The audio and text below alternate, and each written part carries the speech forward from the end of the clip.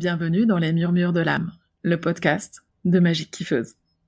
Je suis Julie et je vais te conter des histoires vibrantes. Ici, les mots deviennent énergie. Les histoires inspirent, sèment des graines en douceur. Et ta vérité intérieure retrouve sa voix. Respire, écoute, ressens. Que la magie commence.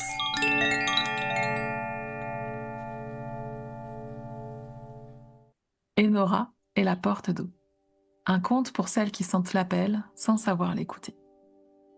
Il était une fois, sur une presqu'île battue par les vents et enveloppée de brume, une jeune femme prénommée Enora, dont le nom signifiait l'honneur des eaux. Elle vivait en lisière du monde visible, dans une vieille chaumière au toit d'ardoise, où les murs étaient couverts d'algues séchées et de coquillages chantants. Depuis l'enfance, Enora percevait des choses que les autres ne voyaient pas. Le murmure des rochers au matin, les soupirs des vagues au crépuscule, les chants silencieux que la mer déposait dans les coquilles nacrées. Mais en grandissant, elle avait appris à faire taire ce qu'elle entendait.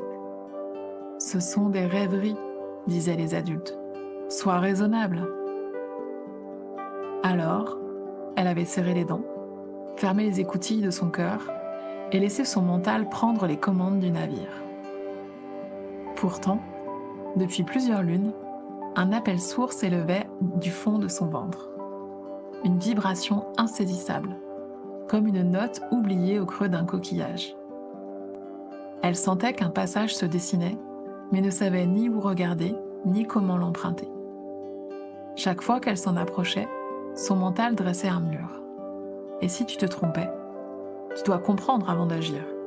Tu n'es pas prête. Un matin, alors que l'écume dansait plus haut que de coutume et que les goélands semblaient tournoyer sans fin, Enora sortit marcher, lasse de tourner en rond dans sa tête.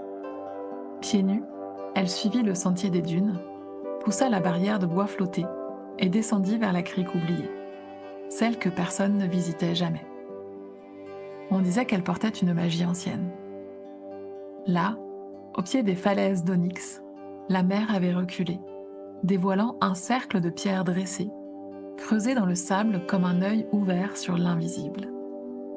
Au centre, une porte d'eau, mouvante et scintillante, flottait à quelques centimètres du sol, faite d'écume suspendue, de sel en suspension, de lumière liquide. Enora s'approcha, le souffle coupé. C'était cela, l'appel, la vibration, le seuil. Mais une peur glacée remonta dans sa gorge. Son mental rugit aussitôt. Et si ce n'était qu'une illusion? Et si tu ne savais pas où cela mène? Et si tu t'y perdais?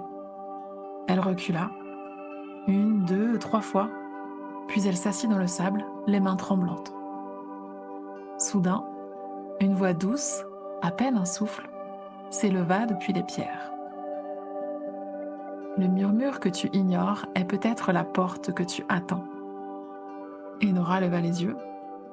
Une vieille femme aux cheveux d'argent et aux yeux comme des puits d'étoiles se tenait là. Elle portait une robe de varech et un bâton gravé d'ondes marines. « Qui êtes-vous » demanda Enora à la gorge serrée. « Je suis celle qui écoute. Tu m'as appelée sans le savoir. Je viens quand une âme étouffe sous le poids de ses propres doutes. » La vieille femme s'assit à côté d'elle. Ensemble, elles regardèrent les ondulations de la porte d'écume. « Tu crois que l'intuition se comprend ?» poursuivit-elle. « Tu crois qu'il faut un mode d'emploi, une garantie, un plan ? Mais l'appel ne se pense pas. Il s'écoute, puis se suit. » Enora sentit une larme couler. Pas une larme de tristesse, une larme de reconnaissance. « Et si je me perds ? » Alors tu te retrouveras. Le seul danger, c'est de ne jamais partir. Un long silence s'installa. Les goélands se turent. Même la mer sembla retenir son souffle. Puis la vieille lui tendit un petit coquillage nacré, si fin qu'on devinait à travers lui des filaments de lumière. Ce coquillage contient ton propre chant. Souffle dedans quand le mental te crie trop fort. Il te rappellera ce que ton cœur sait déjà. Enora le serra contre elle. Elle se leva, une dernière hésitation, puis un pas, un seul. Et la porte d'écume s'ouvrit. Elle ne mena pas à un ailleurs, mais à un dedans. Un espace vaste, fait de silences vibrants, de souvenirs oubliés, d'élans réprimés. Là, Enora reconnut les fragments éparpillés de son intuition.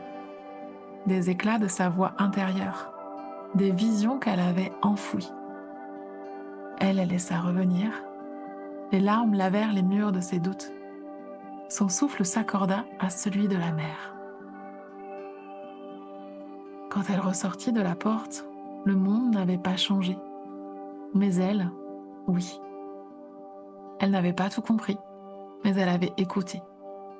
Et cela suffisait pour maintenant. Depuis ce jour, on dit qu'Enora marche parfois sur les grèves aux premières lueurs, le coquillage pressé contre son cœur. Et si l'on tend l'oreille, on peut percevoir un murmure doux, comme un chant oublié, revenu du fond du monde.